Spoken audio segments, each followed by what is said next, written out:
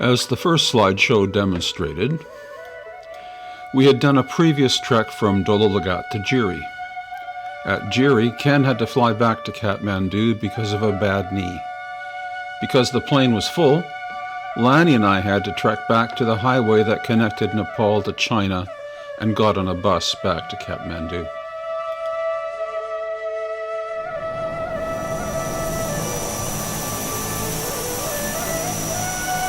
After waiting over a week in Kathmandu, we finally got on a flight to Lukla, getting us close to the Khumbu region. We were to fly over to Dololagat, where we started our first trek, Lizanko, where we spent a memorable night with the family, and Jiri, where Ken flew back to Kathmandu.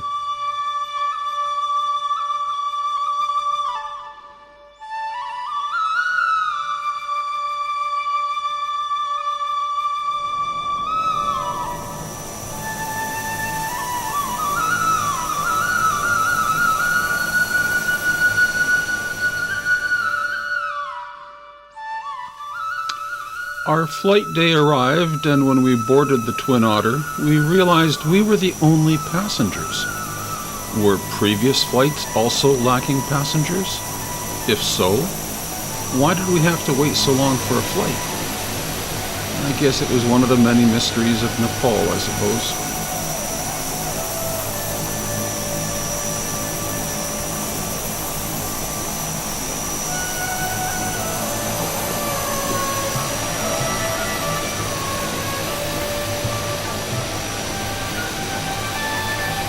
Sitting very close to the cockpit, the pilot asked us if we wanted to see Mount Everest. Giving the obvious answer, we gained a bit of altitude for us to see it before spiraling down into the Tengboche Valley. Entering the valley at a fair altitude, the pilot started a tight spiral down into the valley. Looking out the window, all I could see was very steep mountainsides. There was no airport, no flat area to land.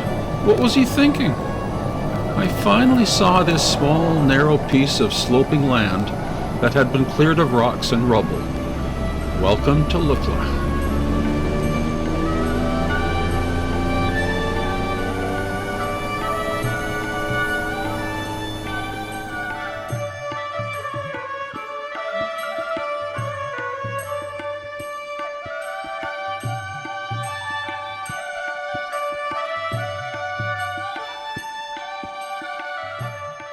Our goal now was to hike up the Tengboche Valley to Namche Bazaar.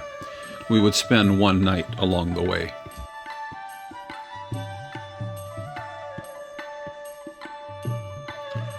A couple of girls offered us bouquets of flowers and leaves. How kind and generous, we thought. Then they asked for some rupees. Who could blame them? We were rich Westerners.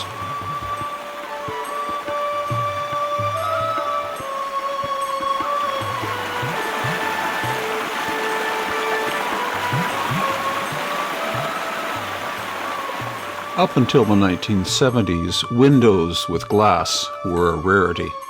Up till this time at least, it was also rare to see chimneys.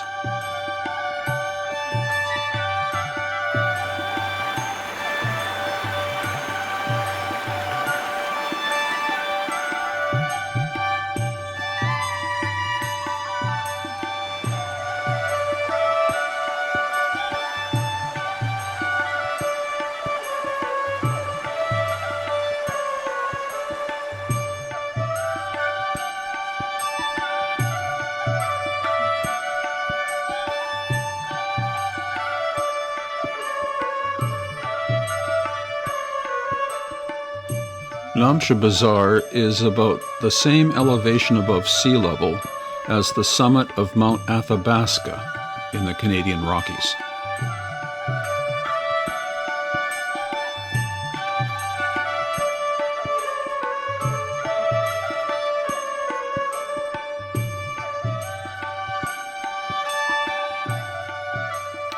For the Sherpa people, Namche Bazaar has long been an important trading post between Nepal and Tibet. It has also been a major gateway to Mount Everest.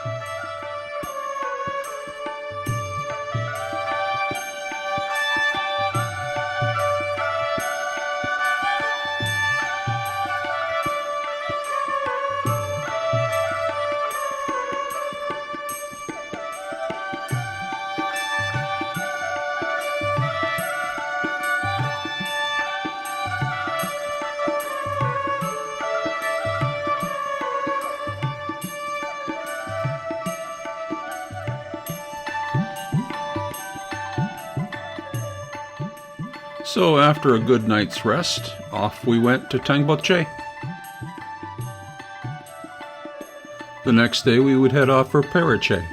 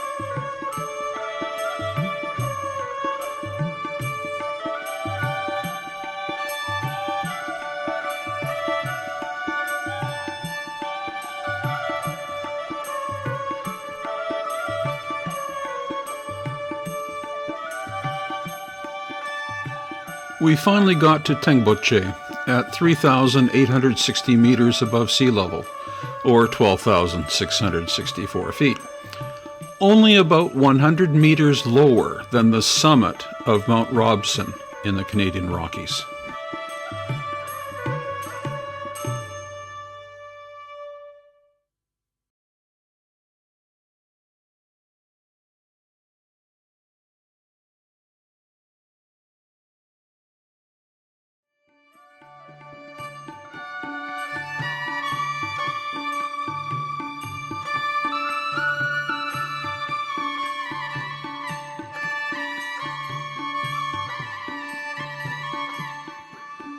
Tengboche has an important Buddhist monastery and is the spiritual center of the Khumbu region.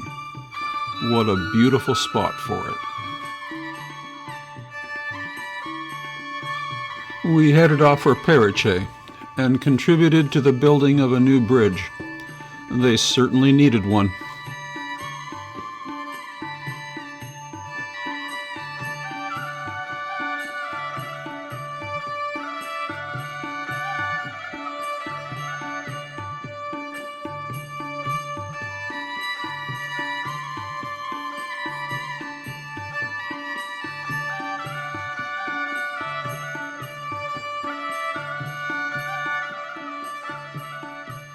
The valley bottom here is 4,371 meters above sea level, or virtually the same elevation as the summit of Mount Rainier in Washington State.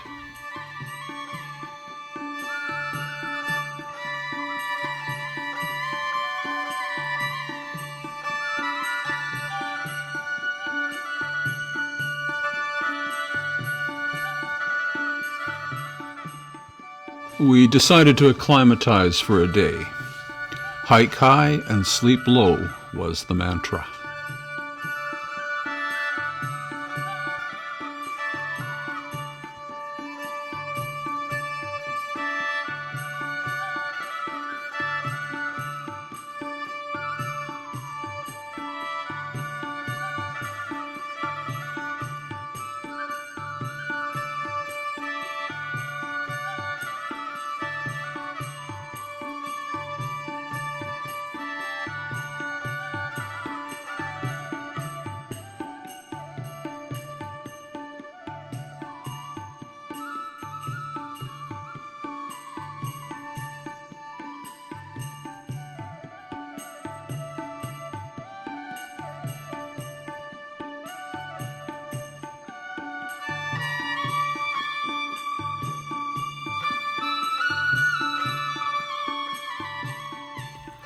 A badly frostbitten Japanese climber was returning from Mount Everest on his way to the hospital. They stopped for some tea at our hotel, and we could see his blackened fingers. After climbing high and sleeping low for one day, we thought we were ready to head up to Loboche at just over 16,000 feet.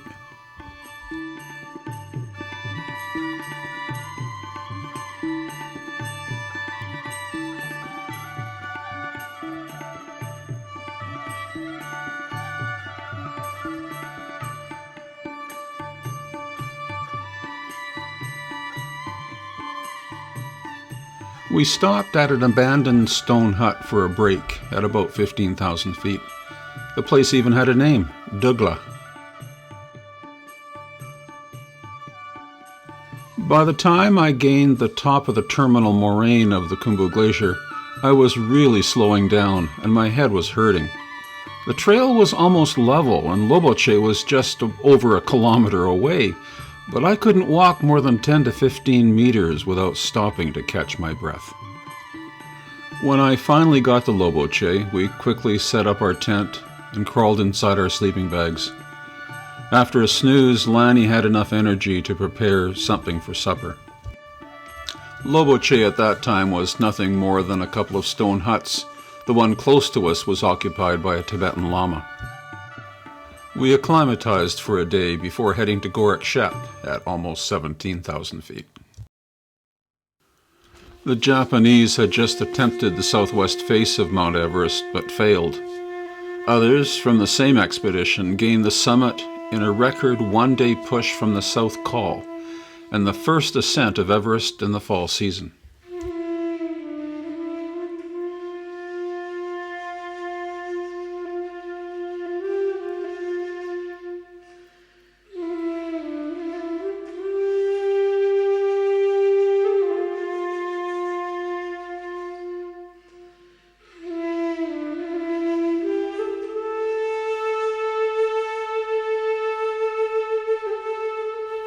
The next day we started out for Gorak Shep, but I didn't get far.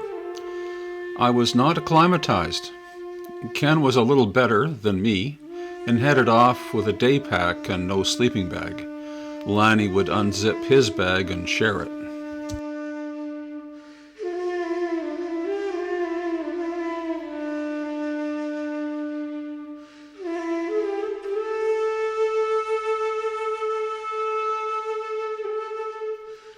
After storing Ken's main pack in the Lama's hut, I threw up, and the Tibetan Lama who ran the tea hut looked after me for the rest of the morning. Later, I set up the tent, had an afternoon sleep, and then made some chicken noodle soup for supper. I had a good night's sleep. Meanwhile, Lanny and Ken made it to Gorak Shep, which had one very old stone hut with a gaping hole along the ridgeline. So in the morning, there was fresh snow on their shared sleeping bag. They were glad to have down clothing to sleep in.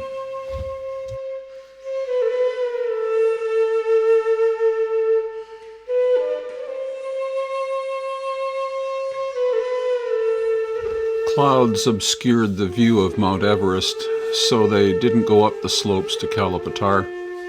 They returned to Loboche, and we were together again. That night there was a terrific windstorm. The wind got under our tent and lifted my upper body so much I felt like I was sitting up. The tent surprisingly held together. On the good side, it blew the clouds away, and in the morning, Lanny headed back to Kalapatar to see Mount Everest.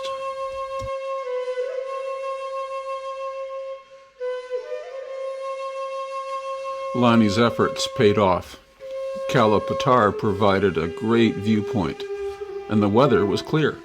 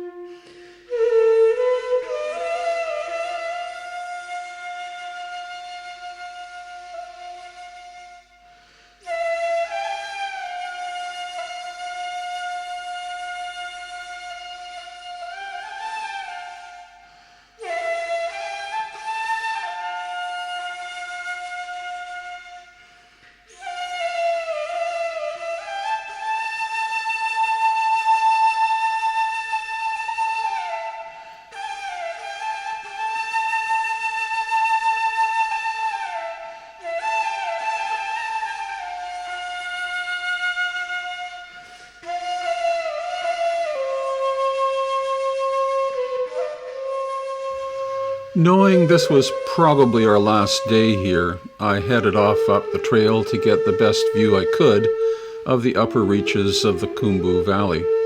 I met Lanny on his way back to camp.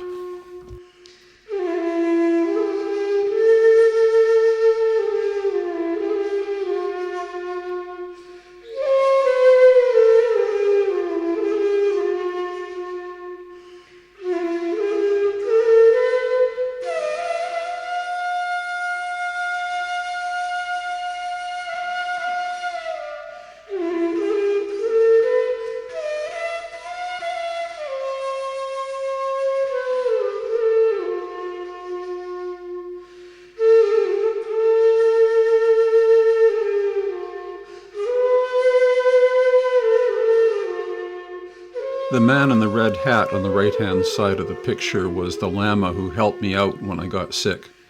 He was a very nice person.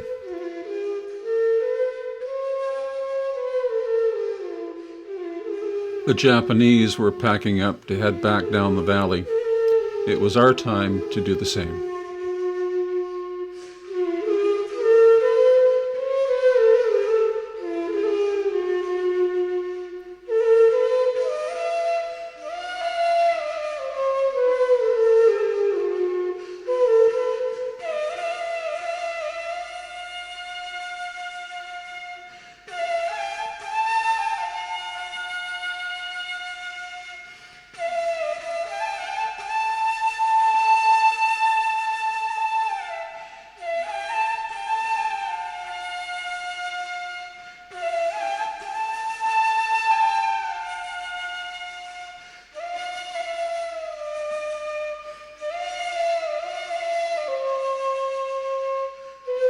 Many locals were employed as porters.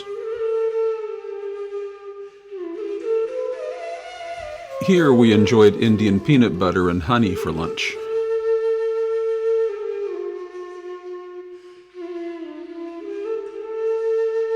The Tengboche monastery was founded in 1923, then suffered from an earthquake in 1934, and then a devastating fire in 1989. It has since been rebuilt.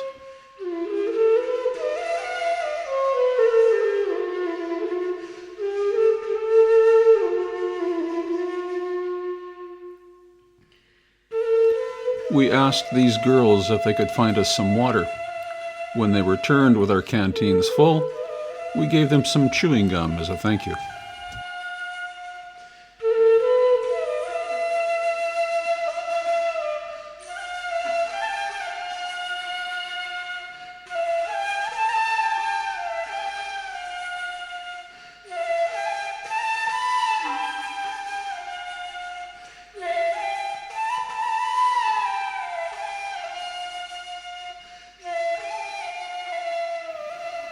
Right next to Khumbu, the Everest View Hotel is one of the highest hotels in the world at 3,880 meters above sea level.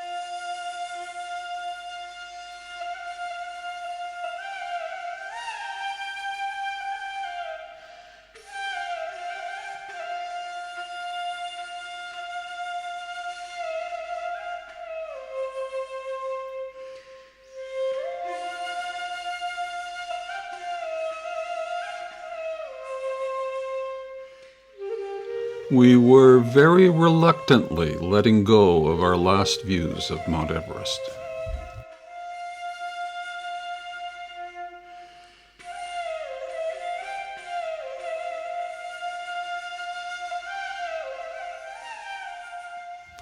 The next morning we made some pea soup for breakfast and started our way back to Lukla. We first descended into Namche Bazaar and found it was market day.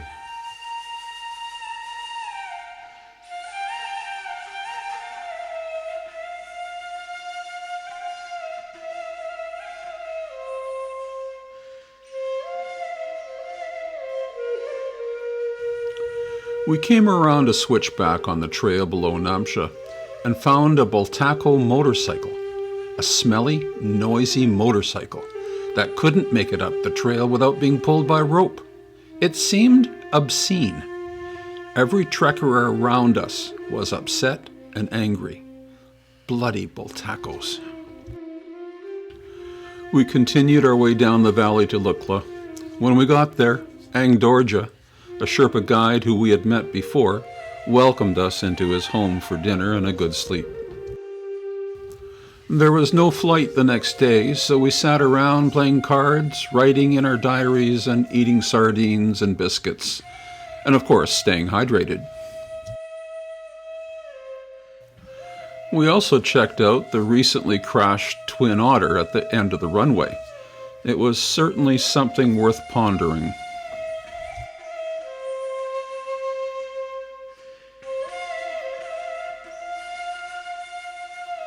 The plane arrived the next day. Not the Pilatus Porter in the picture, but another Twin Otter. We saw Mount Everest again, along with the Wazenko and Dololagat.